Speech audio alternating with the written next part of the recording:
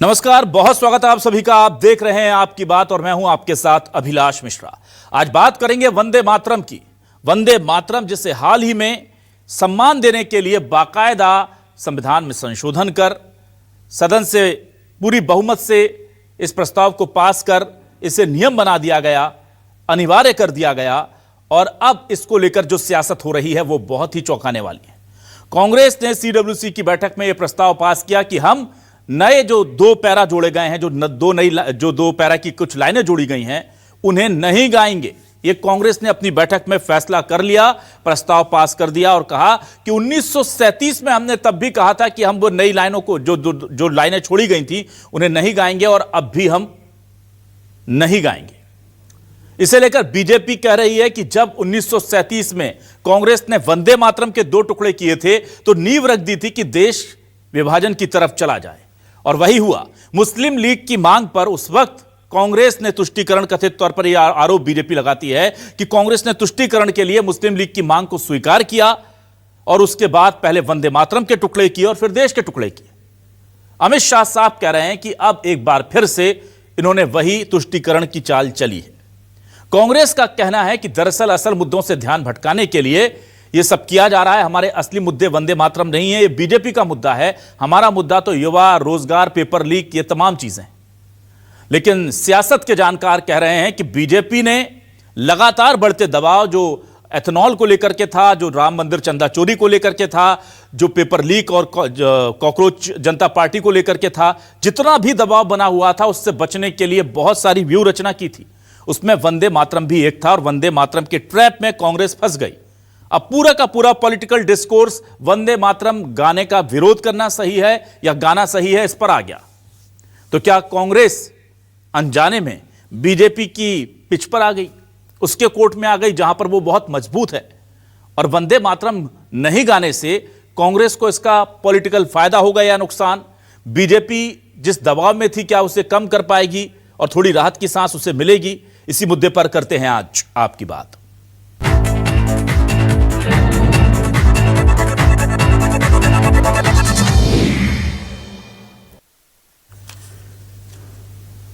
और आइए सबसे पहले आपको सुनाते हैं कि देश के गृह मंत्री अमित शाह ने आज क्या कहा कांग्रेस के इस फैसले को लेकर वंदे मातरम पर। उधर जयराम रमेश क्या कह रहे हैं और वो किस चीज को जरूरी बता रहे हैं, जरा दोनों के बयान सुनिए। कल कांग्रेस पार्टी की कार्यसमिति ने एक आश्चर्यजनक और देश विरोधी फैसला लिया है। कांग्रेस का यह निर्णय केवल और केवल इनकी घोर तुष्टीकरण की नीति की पुष्टि करता है। मैं देश की जनता को अपील करना चाहता हूं कि एक बार इस देश ने गलती करी थी वंदे मातरम के दो टुकड़े होने देने की, और एक गलती के गंभीर परिणाम हमने भुगते हैं। अब देश की जनता एकजुट हो और कांग्रेस पार्टी के इस फैसले के खिलाफ आवाज बुलंद करे। वंदे मातरम पर एक प्रस्ताव पारित किया गया था। उस प्रस्ताव में जब पारित किया गया, सीडब्ल्यूसी की बैठक में महात्मा गांधी, पंडित नेहरू, सरदार पटेल, नेताजी सुभाष चंद्र बोस, मौलाना आजाद, राजगोपालाचारी, गोविंद वल्लभ पंत और अन्य नेता, आचार्य नरेंद्र देव मौजूद थे।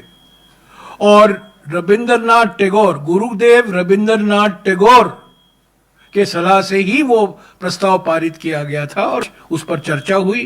कांग्रेस अध्यक्ष ने उस प्रस्ताव के कुछ अंश भी पढ़े और इसमें कोई कंट्रोवर्सी नहीं है, कोई सवाल नहीं है।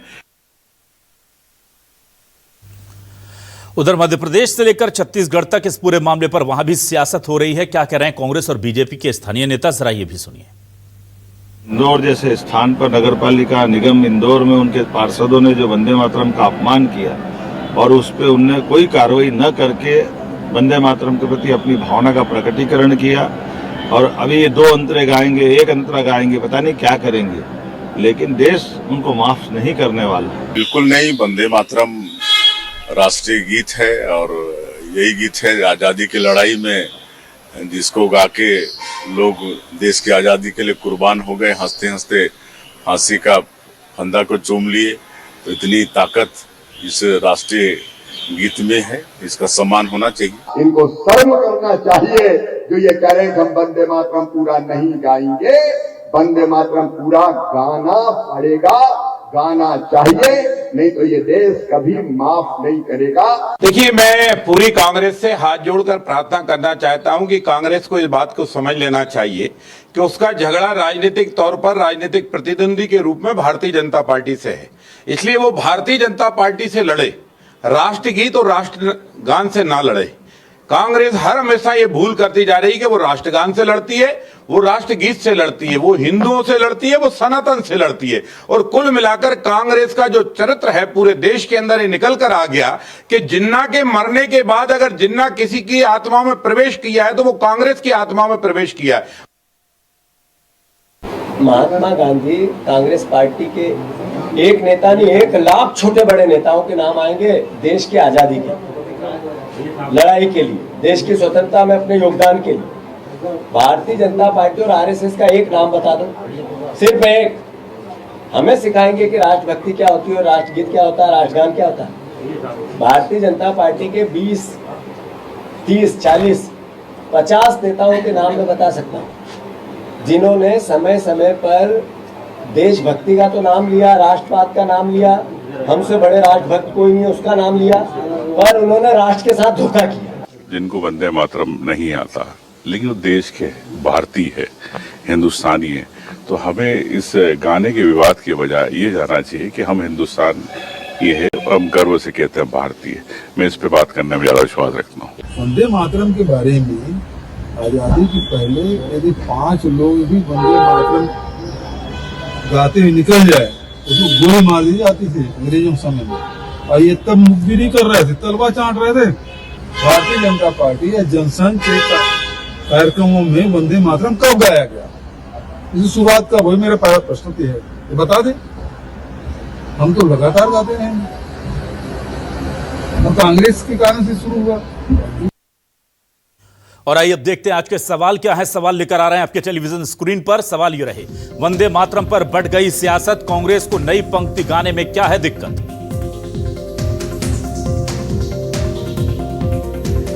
1937 का प्रस्ताव क्यों आया याद, संविधान बढ़ा या पार्टी, कौन देगा जवाब? ये जवाब मांगा जा रहा है। कांग्रेस बोली हमारा मुद्दा युवा और शिक्षा, बीजेपी बोली कांग्रेस ने फिर तुष्टीकरण चुना। वंदे मातरम पर कांग्रेस सही या बीजेपी? क्या बीजेपी के ट्रैप में कांग्रेस फंसी? सीधा सवाल करेंगे भाई। हमारे साथ कुछ खास मेहमान, एक एक कर सीधे रुक कर लेता हूं। मेरे साथ बीजेपी से हमारे साथ जो नए नेता जुड़ गए हैं, वैभव बैस जी प्रवक्ता हैं, बहुत युवा हैं और बहुत ओजस्वी बातें करते हैं, उनसे हम बात करेंगे। बहुत ही अनुभवी कांग्रेस के वरिष्ठ नेता जेपी धनोपिया साहब हमारे साथ जुड़ गए हैं, कानून की भी जानकारी रखते हैं, प्रसिद्ध वकील भी हैं, उनका भी स्वागत करता हूं। संविधान के एक्सपर्ट, देश के जाने माने नाम हेमंत गुप्ता जी मेरे साथ जुड़ गए, उनका स्वागत करता हूं। और वरिष्ठ पत्रकार के तौर पर पूरे देश पर पहचाने जाने वाले नीरज महरे जी हमारे साथ जुड़े हैं, उनका भी बहुत स्वागत करता हूं। चलिए, सबसे पहले मैं इस पूरे मामले को लेकर के जेपी धनोपिया जी आपके पास आता हूं। धनोपिया जी, ये वंदे मातरम का जब प्रस्ताव लाया गया था उस वक्त आप ही कह रहे थे कि देखिए देश में कितने बड़े मुद्दे चल रहे हैं और ये वंदे मातरम का मामला उठा करके ला रहे हैं, मुद्दों से ध्यान भटका रहे हैं। फिर जैसे तैसे मामला ठंडा पड़ा था, अभी एथेनॉल चल रहा था, पेपर लीक चल रहा था, राम मंदिर चंदा चोरी चल रहा था, और आप लोगों ने जाकर के CWC में प्रस्ताव पास कर दिया कि हम वंदे मातरम नहीं गाएंगे। क्या आप बीजेपी के कोर्ट में नहीं आ गए, वो जहां खींचकर लाना चाह रहे थे देश की सियासत को? जेपी धनोपिया जी, सीधा सवाल। देखिए अभिलाष जी, कौन किसकी कोर्ट में आ गया ये मुद्दा नहीं है। देश के अंदर आज जो परिस्थितियां हैं उनके देखते हुए और जो वर्तमान उन्होंने एक मुद्दा बना खड़ा किया है, देखते हुए चर्चा करने की आवश्यकता है कि वंदे मातरम का विरोध तो किसी ने किया नहीं। वंदे मातरम के शब्दों का प्रयोग करने वाले लाखों सेनानी कौन से थे जिन्होंने देश की आजादी की लड़ाई में भाग लिया? भारतीय जनता पार्टी आता पता ही नहीं था, इनके तो कोई लोग ही नहीं थे। एक भी आदमी इनके पास ऐसा नहीं है जो उस समय लड़ाई में रहा हो। कांग्रेस पार्टी के 1937 में जो CWC की मीटिंग हुई उसमें निर्णय हुआ कि वंदे मातरम के इन 2 छंदों को किया जाएगा। और ये प्रस्ताव किसने रखा था जानते हैं आप? रविन्द्रनाथ टैगोर जी ने रखा था। और कांग्रेस पार्टी CWC के निर्णय से बंधी हुई है। उन्होंने इस बात को किया हुआ है। कहां उसमें गलत है और कहां उसमें स्थिति ऐसी होती है? कोई कानून में ऐसा उल्लंघन नहीं किया है।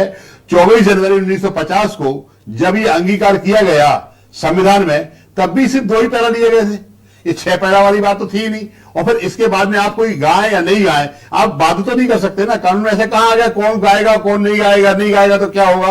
ये तो भारतीय जनता पार्टी के लोगों को राष्ट्रगान और राष्ट्रगीत में भी अंतर नहीं मालूम होगा। ये तो आज उंगली कटा के शहीद होने की बात कर रहे हैं। भारतीय जनता पार्टी के लोगों को सिर्फ आता है कि किस तरह माहौल बिगाड़ो, लेकिन सांप्रदायिक सद्भाव बिगाड़ो, धनुपिया जी, इस तरह का माहौल धनुपिया जी, लेकिन आप तो कानून के बड़े विशेषज्ञ हैं। को देखिए धनुपिया जी, आप कानून के बड़े विशेषज्ञ हैं। अब जब इसे पास करा दिया गया संसद से और इसके सम्मान को जरूरी बना दिया गया और आप आधा गाएंगे, तो आप मुझे बताइए कि क्या वो कानून का उल्लंघन नहीं होगा, संविधान की का अपमान नहीं होगा? टेक्निकली आप मुझे बताइए। नहीं, ऐसा नहीं है कानून में। किसी भी व्यक्ति को गाने के लिए, पूरा गाने के लिए बाध्य नहीं किया गया है, बंदिश नहीं लगाई गई है।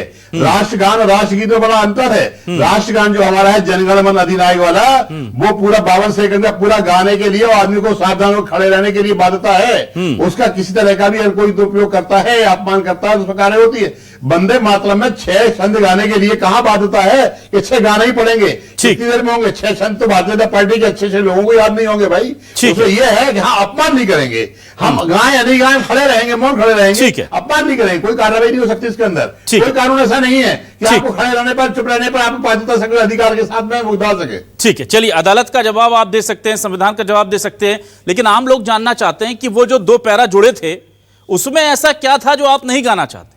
बहुत सीधा सवाल, उसमें ऐसा क्या है, उससे दिक्कत क्या है कि कांग्रेस ने मना कर दिया हम नहीं गाएंगे? शुरू के 2 पैराग्राफ जो है, हाँ, वही तो ओरिजिनल है। नहीं, ओरिजिनल 1950 से आज तक चल रहे हैं भाई ना, चल तो रहे हैं।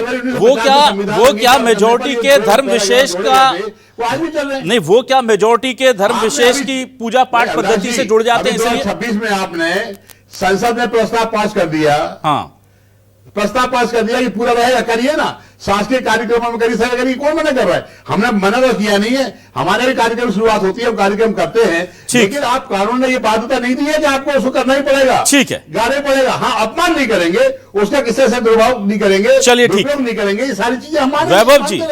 वैभव जी, कानून बनाया तो था आपने, लेकिन उसमें आपने ये कहीं उल्लेख नहीं किया कि पूरा ही गाना पड़ेगा, जितने छंद हैं सारे 6 छंद गाने पड़ेंगे, 5 गाने पड़ेंगे ये। और वो जो बीच का गैप था, कांग्रेस वहां कह रही कि हम रहेंगे, खड़े रहेंगे, सम्मान देंगे, गाएंगे नहीं।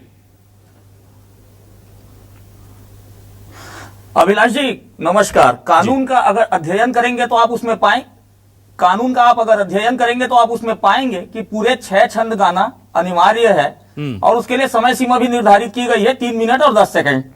ये है, आधी अधूरी जानकारी दे रहे थे कांग्रेस के नेताजी। बहरहाल, कांग्रेस को देश के लिए किसी भी प्रतीक चिन्ह के लिए सम्मान देने में इतनी समस्या क्या है? पहला सवाल यह है। देश के राष्ट्रीय गीत को, राष्ट्रीय गान को सम्मान देने में समस्या क्या है? कांग्रेस का सीधा सीधा मैसेज अपने वोटर विशेष के लिए, अपने वर्ग विशेष को मैसेज देना चाहती है कि हम ये नहीं मानते, क्योंकि एक वर्ग विशेष को सबसे ज्यादा आपत्ति है वंदे मातरम से, और अभी आने वाले समय में यूपी में चुनाव है, बैंक है, तो कांग्रेस का मैसेजिंग स्पष्ट है, देश देख रहा है। दूसरा विषय, अगर 1937 में हुए अधिवेशन के आधार पर कांग्रेस पार्टी फैसला कर लेती है कि हम इसके 2 छंद गाएंगे या 3 छंद गाएंगे या नहीं गाएंगे, तो फिर संविधान की इतनी कस्में क्यों खाते हैं राहुल गांधी? फिर संविधान का औचित्य क्या है? कल एक राजनीतिक दल, कोई दूसरा राजनीतिक दल आ जाए कि हम देश का तिरंगा नहीं मानेंगे, कल एक कोई राजनीतिक दल आ जाए वो बोल दे कि हम देश का 3 तलाक वाला नियम नहीं मानेंगे, तो ऐसा नहीं चलता। देश संविधान से चलता है। कांग्रेस पार्टी संविधान के सम्मान करने का सिर्फ दिखावा करती है, जबकि इनके संविधान से कोई लेना ही देना नहीं है। ठीक है, अब ये संसद में लाके इसको कानून बना दिया गया है, तो ये तो बिल्कुल राजद्रोह और देशद्रोह के जैसा अपराध है कि आप प्रेस कॉन्फ्रेंस करके बोल रहे हैं कि हम नहीं करेंगे, आप जो करना है कर लीजिए। लेकिन वैभव जी, यहां सवाल यह है कि अगर पूरा राष्ट्रगान या राष्ट्रगीत नहीं गाना अपराध है और कानून में इसकी पूरी संविधान के जरिए या जो आप प्रस्ताव लाए उसके जरिए पूरी इसकी व्याख्या स्पष्ट है, तो फिर क्या अभी तक कोई कार्रवाई हुई है या आगे आप करेंगे? क्या जितने कांग्रेसी अगर मान लीजिए नहीं गाते हैं पूरे छंद, तो क्या उन पर कानूनी कार्रवाई होगी?